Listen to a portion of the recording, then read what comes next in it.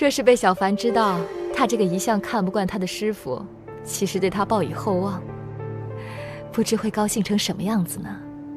Ni hao para senior, balik lagi sama Bang Dai nih cuy. Bagaimana kabarnya hari ini? Semoga selalu dalam keadaan sehat ya cuy. Ya udahlah, seperti biasa kita lanjut aja ke chapter 210. Tapi sebelum lanjut minimal like dulu dong kalau senior berkenan. Oke, langsung kita gaskan aja ke alur ceritanya. 就他那个笨瓜样子，还让我对他抱以厚望？别做梦了！你呀，吓得他有话也说不出。也不知怎的，我有时看见他就是一股气。 Cerita berawal di Gunung Qingyun, puncak bambu besar. Di dalam aula keheningan, Suru masih duduk di sisi jasad Tian Buyi. Semua murid puncak bambu besar berlutut di lantai, sementara Zhang Xiaofan berlutut di belakang para seniornya. Selain mereka, Da Huang terkulai lesu di depan pintu aula keheningan dan Xiao Hui duduk di sampingnya. Saat ini, senior pertama mereka, Song Daren, berlutut di depan Suru. Dengan wajah penuh duka dan kegelisahan, ia memohon, "Nyonya Guru, Anda sudah duduk di sini selama 2 hari 2 malam. Murid memohon, mohon jaga kesehatan Anda." Tubuh Suru bergetar pelan. Ia menoleh, memandang semua murid puncak bambu besar yang sedang berlutut. Setelah beberapa saat, ia melepaskan genggaman tangannya dari tangan Tian Buyi, memejamkan mata, menarik nafas panjang lalu berkata dengan lirih, "Sudah, kalian boleh berdiri." Song Daren dan yang lainnya saling berpandangan, namun tidak berani membantah. Mereka pun berdiri satu persatu. Wajah Suru tampak semakin pucat dan lelah. Namun entah mengapa, sorot matanya justru terlihat semakin tegas. Ia pun berkata, "Keadaannya sudah seperti ini. Kalian uruslah segala hal untuk pemakamannya. Besok pagi, kalian juga pergilah ke tiap puncak untuk menyampaikan berita duka ini." Song Daren dan para murid terkejut, namun segera mengangguk patuh. Hati mereka sedikit lega. Suru terdiam sejenak, lalu kembali menatap semua murid dan berkata, "Masih ada satu hal penting. Kini, setelah kematian Buyi, posisi kepala puncak bambu besar kosong." Ia berhenti sejenak, memandang satu persatu wajah muridnya. Kebanyakan tampak bingung dan terkejut. Hanya Zhang Xiaofan di barisan paling belakang yang tidak menunjukkan ekspresi apapun. Suru menghela nafas dan berkata, "Semasa hidup, guru kalian pernah berkata, posisi ini akan diserahkan pada Daren. Ada yang keberatan?"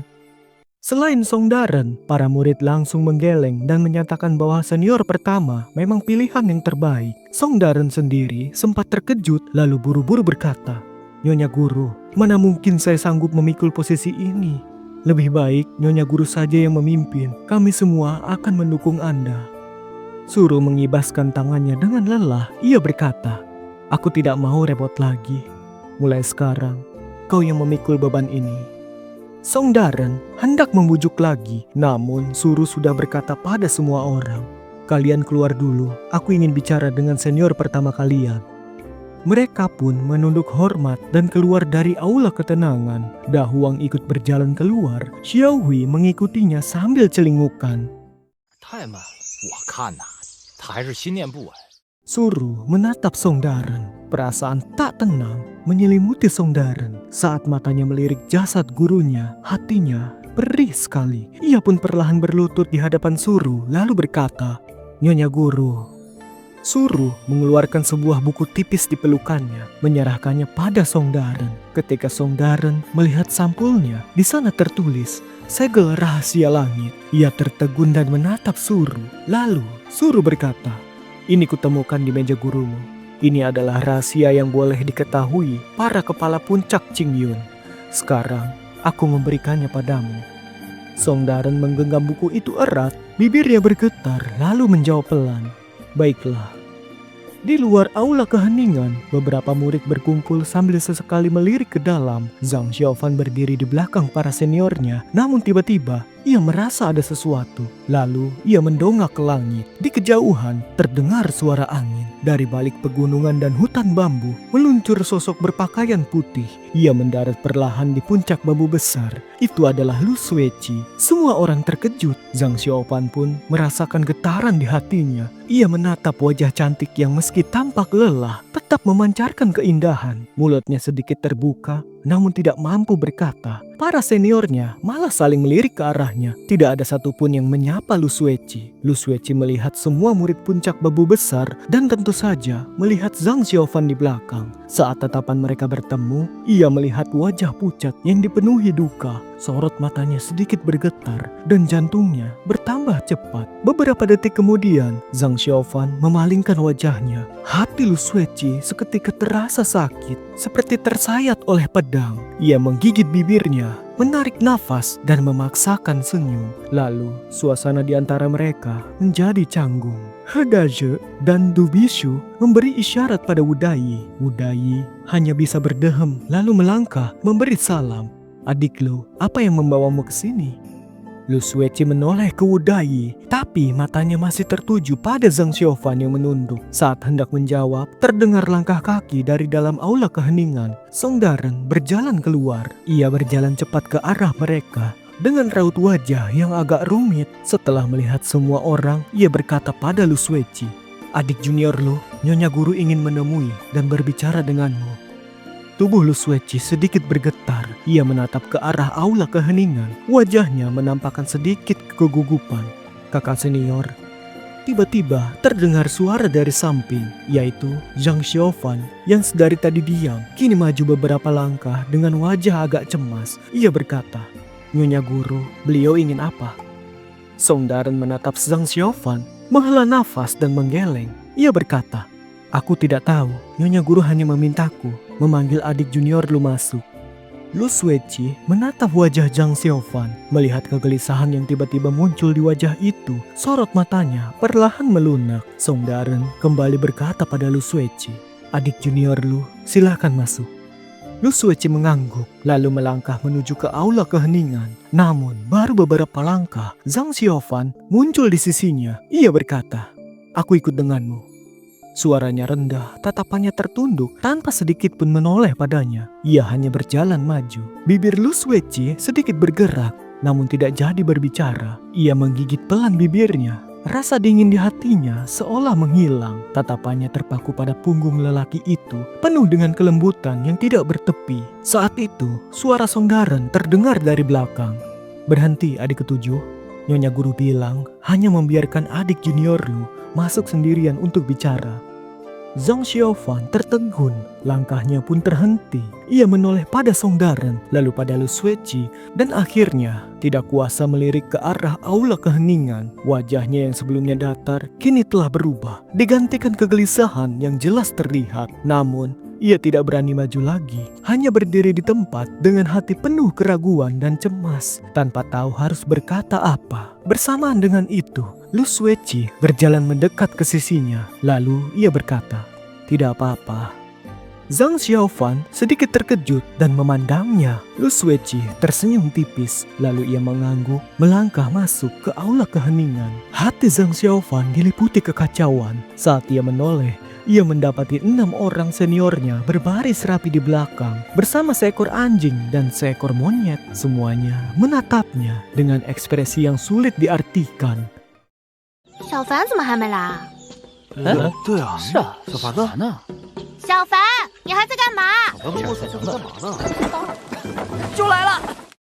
Begitu masuk ke aula keheningan, pandangan pertama Lu Sueci langsung tertuju pada jasad Tian Buyi. Langkahnya terhenti, tubuhnya sedikit bergetar. Lalu ia melihat Suru yang duduk di sisi jasad itu. Wajahnya tampak sangat letih dan pucat. Suru menoleh menatapnya, membuat Lu Sueci tidak berani membalas tatapan itu. Wajahnya pucat saat perlahan berjalan mendekat, lalu berdiri di hadapan Suru. Ia pun berkata, "Bibi Guru Su." Suaranya sangat lirih, penuh dengan perasaan duka dan penyesalan yang sulit diungkapkan. Suru menatap dalam wajah cantik itu, lalu setelah beberapa saat menghela nafas dan berkata, "Sueci, kau datang juga rupanya."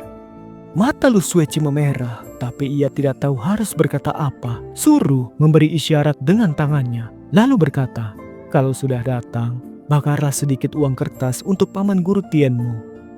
Lu Sueci menunduk, menggigit erat giginya, menahan air mata. Ia mundur 2 langkah, lalu berlutut memberi hormat 3 kali di hadapan jasad Tian Buyi sebelum mundur dan mengambil setumpuk kertas, memasukkannya perlahan ke dalam tungku pembakaran. Suru memandangnya, lalu perlahan berkata, "Hari itu, setelah Xiao Fan membawa jasad Tian Buyi kembali, aku bertanya padanya, apa yang sebenarnya terjadi? Dia bilang semua itu adalah salahnya."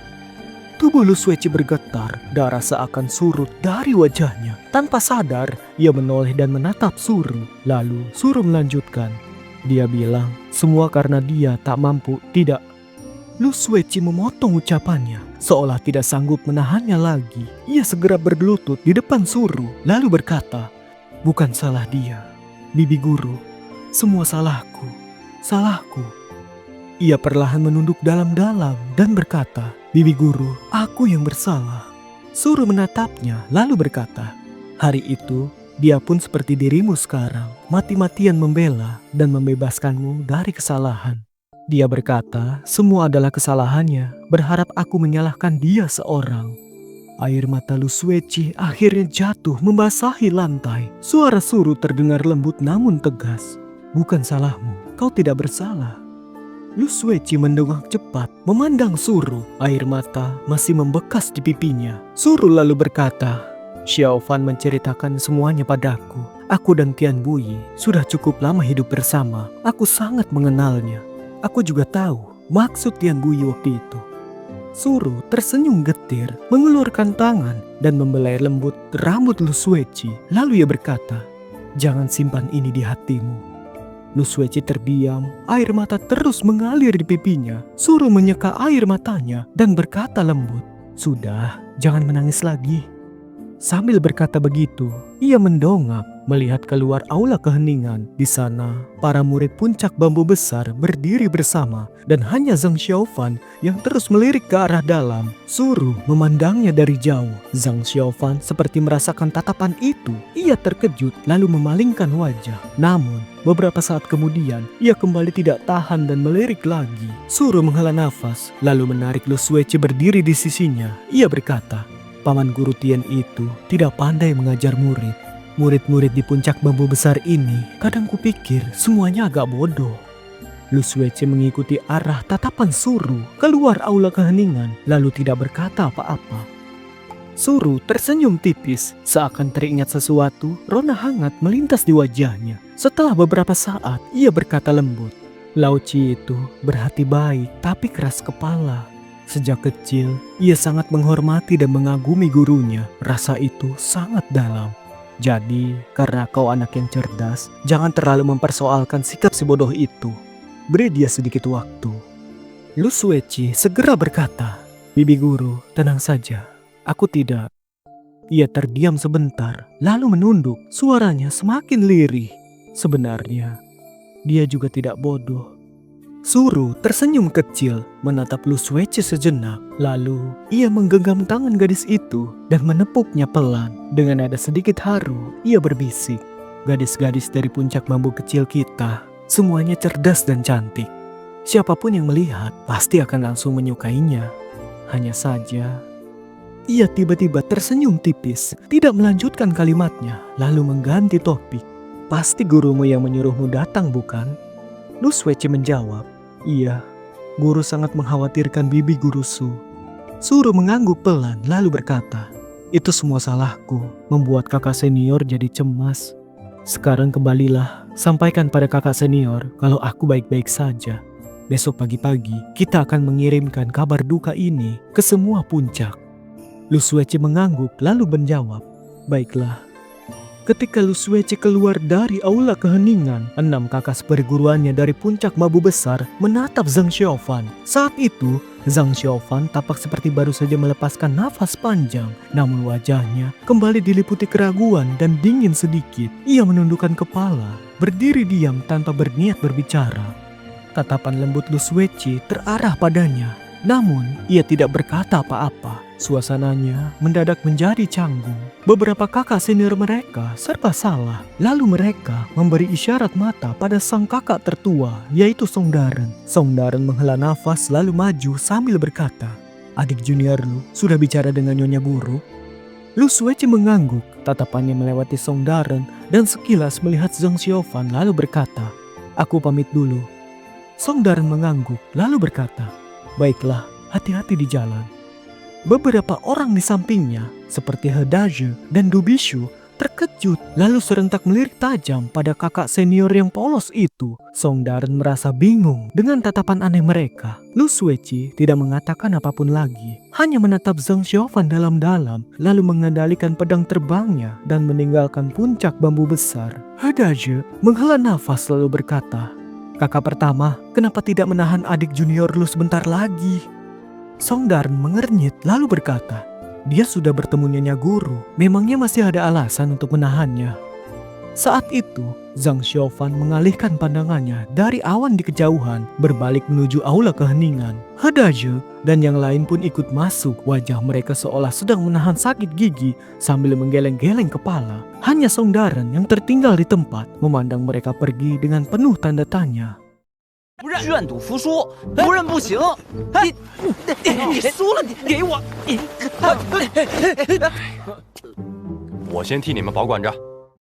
Malam semakin larut. Setelah dibujuk berkali-kali oleh Song Daren dan para murid lainnya, Suru akhirnya mau beristirahat. Beberapa hari ini, ia selalu berada di aula keheningan, tidak pernah meninggalkan sisi Tian Buyi hingga wajahnya terlihat jauh lebih pucat dan letih. Setelah berpesan agar para murid menjaga jenazah dengan baik, Suru pun bangkit dan berjalan menuju ruangan belakang. Para murid merasa lega melihat Nyonya Gurunya akhirnya mau beristirahat.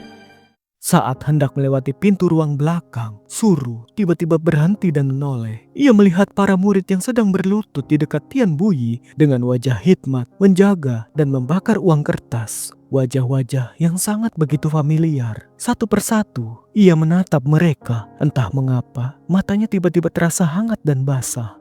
Setelah beberapa saat, ia pun berbalik dan melangkah masuk ke ruang belakang. Tanpa Tian Ling-er di sisinya, para murid lelaki tentu tidak boleh melayani Nyonya di ruang belakang. Suru pun berjalan sendirian dengan tenang, melewati koridor yang panjang, melewati rumpun bambu hijau dengan ukiran 2 pedang kecil, melewati ruang baca, dan kembali ke kamar tidurnya.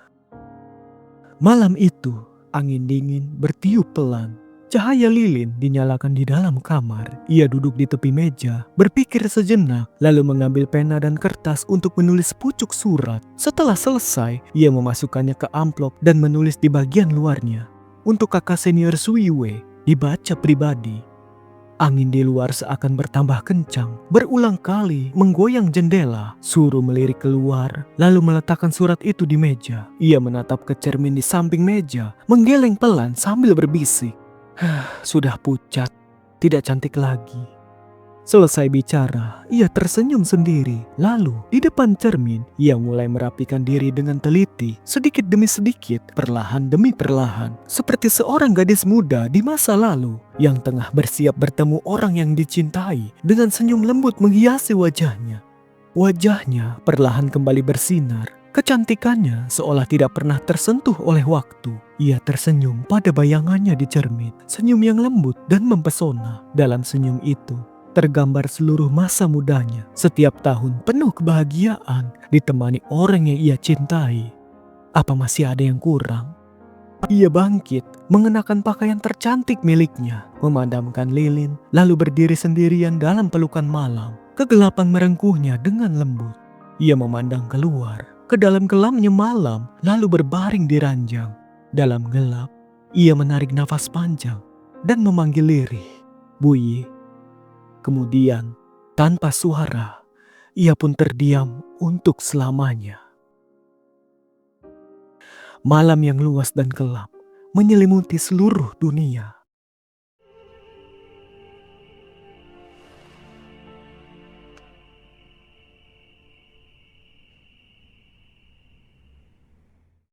Baiklah teman-teman, sampai juga di akhir cerita. Terima kasih untuk teman-teman yang sudah nonton sampai selesai. Like bila kalian suka dengan Jade Dinasti. Jangan lupa subscribe ya, biar nggak ketinggalan alur ceritanya. Dadah!